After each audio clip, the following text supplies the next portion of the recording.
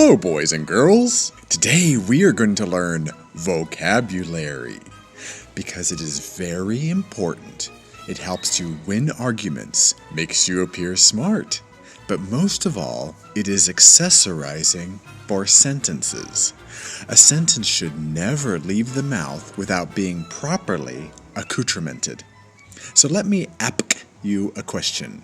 Where does vocabulary come from? Of course, you know by studying the parts of a word, we can discover its meaning. For instance, in the word female, I see male. So a female is a male with fee. Well, other than Santa Fe, I have no idea what fee means, and the females aren't telling. This is called etymology. We all know what ology means. If you don't, cover it up by nodding knowingly to someone near you. That's a very useful clarifying strategy, boys and girls. Ology means to study something or the study of something. Etom means it's not important. So what does vocabulary mean and where does it come from? Welcome to the dance. Fact. Before language, people communicated through intricate choreography, costume changes, and lighting. Language was only invented when unattractive people were born and needed to be commented on. There are 4 parts of the word vocabulary. Vo, cab, you, Larry. Back at the beginning of language, a very common name must have been Larry. And other than following great herds of beasts, the only way of getting around was probably taxis. This is probably a command, like, go take a cab, Larry, or something like that. I also see the word ab in there, and you need your abs for breath control to say things. So either way, vocabulary must be about words. Scientists have discovered that using words is essential to talking, which is also an enjoyable pastime. Many babies and politicians practice talking for no apparent reason whatsoever. Listen while I do a think aloud with the word animation. What words do I see? Anna, mate, and ion. Well, I think an ion is very small, like a dot. It sounds small, doesn't it?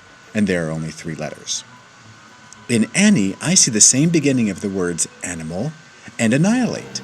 And mate is obviously Australian for friend. So animate means to make up an imaginary animal friend from dots because with global warming we're annihilating all the real ones. Now let's do one together. Let's try a harder word. Enough. What parts do we see in enough? Well, I see eno, you, f. Other than you, I have no idea what the other parts mean. This is exhausting. I've had enough. And there is the definition. You are doing so well that I have decided to skip the guided practice and go straight to independent work. Let's try something easy. Philanthropy. What's a philanthropy? I just had the best idea for our philanthropy. Philanthropy. We brought a donation as part of our philanthropy. Allow me to monitor and adjust you. I see a name in there, do you? Yes, it's Phil. I also see what looks like trophy. Philanthropy says Phil and his trophy. So philanthropy is doing things that get you trophies, like giving to people. Let me do some more words for you. Avoidable. This is what a bullfighter tries to do. Coffee. This is a person who is coughed upon. Feedback. This is to throw up. Later, you will be giving feedback. Relief. This is what trees do in the spring. Now let's is together. Turn to someone near you and give the clarifying strategy we learned earlier. Now you've learned vocabulary. Tomorrow we learn to speak French.